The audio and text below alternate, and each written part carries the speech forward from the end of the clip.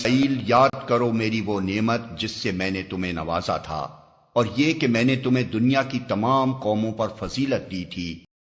یہاں سے ایک دوسرا سلسلہ تقریر شروع ہوتا ہے جسے سمجھنے کے لیے حسب ذیل امور کو اچھی طرح ذہن نشین کر لینا چاہیے۔ ایک، حضرت نوح علیہ السلام کے بعد حضرت ابراہیم علیہ السلام پہلے نبی ہیں جن کو اللہ تعالیٰ نے اسلام کی عالمگیر دعوت پھیلانے کے لیے مقرر کیا تھا۔ انہوں نے پہلے خود عراق سے مصر تک اور شام و فلسطین سے ریگستان عرب کے مختلف گوشوں تک برسوں گشت لگا کر اللہ کی اطاعت و فرما برداری یعنی اسلام کی طرف لوگوں کو دعوت دی۔ پھر اپنے اس مشن کی اشاعت کے لیے مختلف علاقوں میں خلیفہ مقرر کیے۔ شرق اردن میں اپنے بھتیجے حضرت لوط علیہ السلام کو، شام و فلسطین میں اپنے بیٹے حضرت اسحاق علیہ السلام کو، اور اندرون عرب میں اپنے بڑے بیٹے حضرت اسماعیل علیہ السلام کو مامور کیا۔ پھر اللہ تعالیٰ کے حکم سے مکے میں وہ گھر تعمیر کیا جس کا نام کعبہ ہے، اور اللہ ہی کے حکم سے وہ اس مشن کا مرکز قرار پایا۔ دو، حضرت ابراہیم علیہ السلام کی نسل سے دو بڑی شاخیں نکلی۔ ایک حضرت اسماعیل علیہ السلام کی اولاد جو عرب میں رہی۔ قریش اور عرب کے بعد دوسرے قبائل کا تعلق اسی شاخ سے تھا، اور جو عرب قبیلے نسلاً حضرت اسماعیل کی اولاد نہ تھے وہ بھی چونکہ ان کے پھیلائے ہوئے مذہب سے کم و بیش متاثر تھے اس لیے وہ اپنا سلسلہ انہی سے جوڑتے تھے۔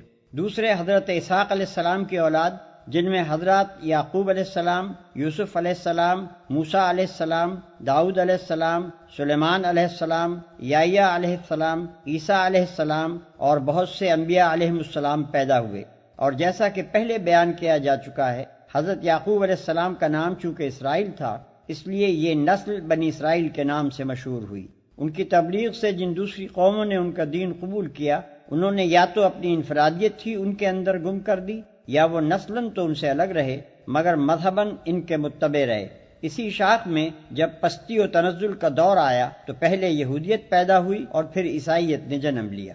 تین، حضرت ابراہیم کا اصل کام دنیا کو اللہ کی اطاعت کی طرف بلانا اور اللہ کی طرف سے آئی ہوئی ہدایت کے مطابق انسانوں کی انفرادی و اجتماعی زندگی کا نظام درست کرنا تھا۔ وہ خود اللہ کے مطیع تھے، اس کے دیے ہوئے علم کی پیروی کرتے تھے، دنیا میں اس علم کو پھیلاتے تھے اور کوشش کرتے تھے کہ سب انسان مالک کائنات کے مطیع ہو کر رہیں۔ یہی خدمت تھی جس کے لیے وہ دنیا کے امام و پیشوا بنائے گئے۔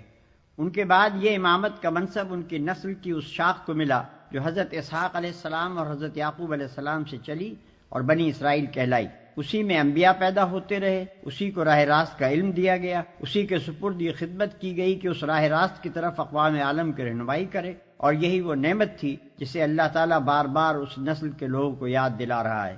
اس شاخ نے حضرت سلیمان علیہ السلام کے زمانے میں بیت المقدس کو اپنا مرکز قرار دیا، اس لیے جب تک یہ شاخ امامت کے منصب پر قائم رہی بیت المقدس ہی دعوت اللہ کا مرکز اور خدا پرستوں کا قبلہ رہا۔ چار، پچھلے 10 رکوعوں میں اللہ تعالیٰ نے بنی اسرائیل کو خطاب کر کے ان کی تاریخی فرد قرارداد جرم اور ان کی وہ موجودہ حالت جو نزول قرآن کے وقت ہی بے کموکاست پیش کر دی ہے، اور ان کو بتا دیا ہے کہ تم ہماری اس نعمت کی انتہائی ناقدری کر چکے ہو جو ہم نے تمہیں دی تھی۔ تم نے صرف یہی نہیں کیا کہ منصب امامت کا حق ادا کرنا چھوڑ دیا بلکہ خود بھی حق اور راستی سے پھر گئے، اور اب ایک نہایت قلیل عنصر صالح کے سوا تمہاری پوری امت میں کوئی صلاحیت باقی نہیں رہی ہے۔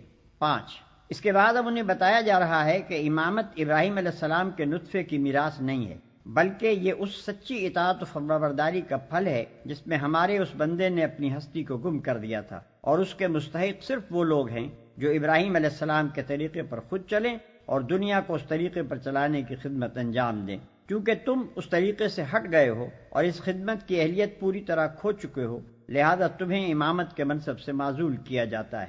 6، ساتھ ہی اشاروں میں یہ بھی بتا دیا جاتا ہے کہ جو غیر اسرائیلی قومیں موسیٰ علیہ السلام اور عیسیٰ علیہ السلام کے واسطے سے حضرت ابراہیم علیہ السلام کے ساتھ اپنا تعلق جوڑتی ہیں وہ بھی ابراہیمی طریقے سے ہٹی ہوئی ہیں۔ نیز مشرکین عرب بھی جو ابراہیم و اسماعیل علیہ السلام سے اپنے تعلق پر فخر کرتے ہیں محض نسل و نسب کے فخر کو لیے بیٹھے ہیں، ورنہ ابراہیم و اسماعیل علیہ السلام کے طریقے سے اب ان کو دور کا واسطہ بھی نہیں رہا ہے، لہذا ان میں سے کوئی بھی امامت کا مستحق نہیں ہے۔ 7، پھر یہ بات ارشاد ہوتی ہے کہ اب ہم نے ابراہیم علیہ السلام کی دوسری شاخ بنی اسماعیل میں وہ رسول پیدا کیا ہے جس کے لیے ابراہیم علیہ السلام اور اسماعیل علیہ السلام نے دعا کی تھی۔ اس کا طریقہ وہی ہے جو ابراہیم علیہ السلام، اسماعیل علیہ السلام، اسحاق علیہ السلام، یعقوب علیہ السلام اور دوسرے تمام انبیاء کا تھا۔ وہ اور اس کے پیرو تمام ان پیغمبروں کی تصدیق کرتے ہیں جو دنیا میں خدا کی طرف سے آئے ہیں، اور اسی راستے کی طرف دنیا کو بلاتے ہیں جس کی طرف سارے انبیاء دعوت دیتے چلے آئے ہیں۔ لہذا اب امامت کے مستحق صرف وہ لوگ ہیں جو اس رسول کی پیروی کریں۔ 8، تبدیل امامت کا اعلان ہونے کے ساتھ ہی قدرتی طور پر تحویل قبلہ کا اعلان ہونا بھی ضروری تھا۔ جب تک بنی اسرائیل کی امامت کا دور تھا، بیت المقدس مرکز دعوت رہا اور وہی قبلہ اہل حق بھی رہا۔ خود نبی عربی صلی اللہ علیہ وسلم اور آپ کے پیرو بھی اس وقت تک بیت المقدس ہی کو قبلہ بنائے رہے، مگر جب بنی اسرائیل اس منصب سے باضابطہ معزول کر دیے گئے تو بیت المقدس کی مرکزیت آپ سے آپ ختم ہو گئی۔ لہذا اعلان کیا گیا کہ اب وہ مقام دین الہی کا مرکز ہے جہاں سے اس رسول کی دعوت کا ظہور ہوا ہے، اور چونکہ ابتدا میں ابراہیم علیہ السلام کی دعوت کا مرکز بھی یہی مقام تھا، اس لیے اہل کتاب اور مشرکین کسی کے لیے بھی یہ تسلیم کرنے کے سوا چارہ نہیں ہے کہ قبلہ ہونے کا زیادہ حق کعبے ہی کو پہنچتا ہے۔ ہر دھرمی کی بات دوسری ہے کہ وہ حق وقت جانتے ہوئے بھی اعتراض کیے چلے جائیں۔ 9، امت محمد صلی اللہ علیہ وسلم کی امامت اور کعبے کی مرکزیت کا اعلان کرنے کے بعد ہی اللہ تعالیٰ نے 19ویں رکوع سے آخر سورہ بقرہ تک مسلسل اس امت کو وہ ہدایات دی ہیں جن پر اسے عمل پیرا ہونا چاہیے۔ اور ڈرو اس دن سے جب کوئی کسی کے ذرا کام نہ آئے گا، نہ کسی سے فدیہ قبول کیا جائے گا، نہ کوئی سفارش ہی آدمی کو فائدہ دے گی، اور نہ مجرموں کو کہیں سے کوئی مدد پہنچ سکے گی۔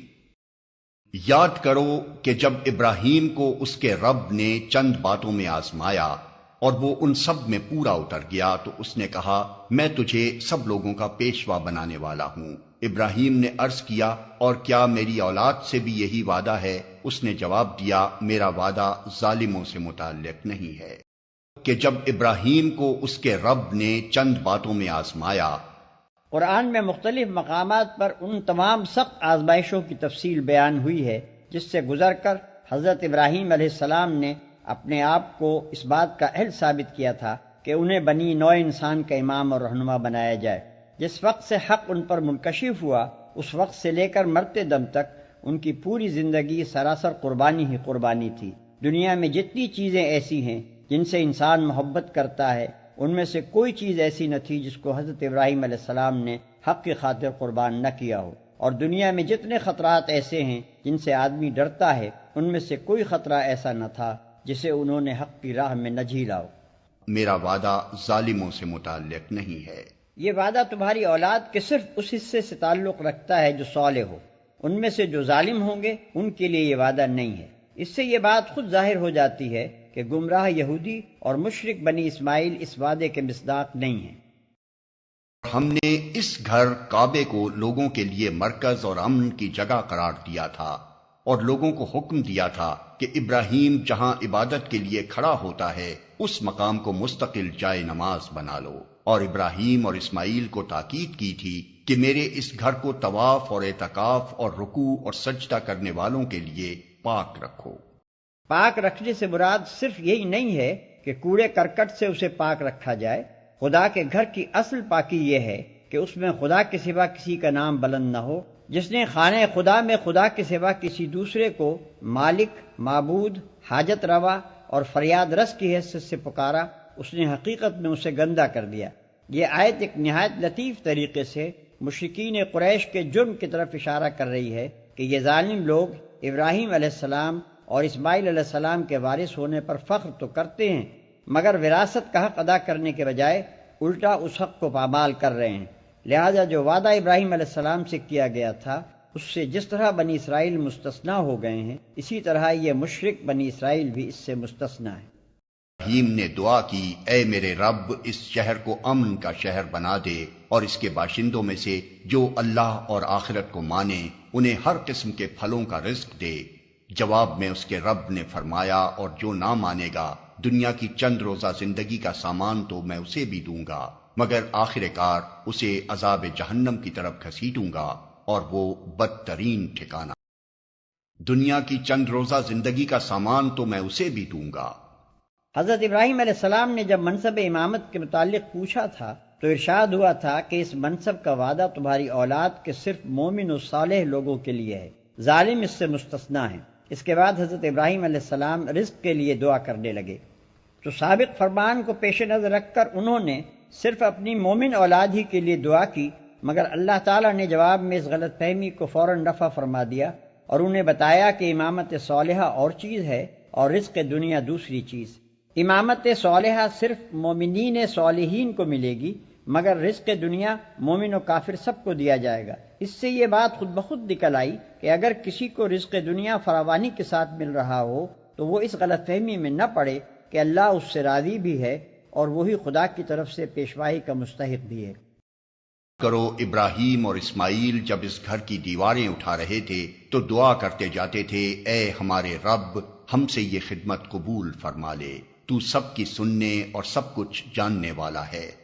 اے رب ہم دونوں کو اپنا مسلم بنا، ہماری نسل سے ایک ایسی قوم اٹھا جو تیری مسلم ہو، ہمیں اپنی عبادت کے طریقے بتا اور ہماری کوتاہیوں سے درگزر فرما، تو بڑا معاف کرنے والا اور رحم فرمانے والا ہے۔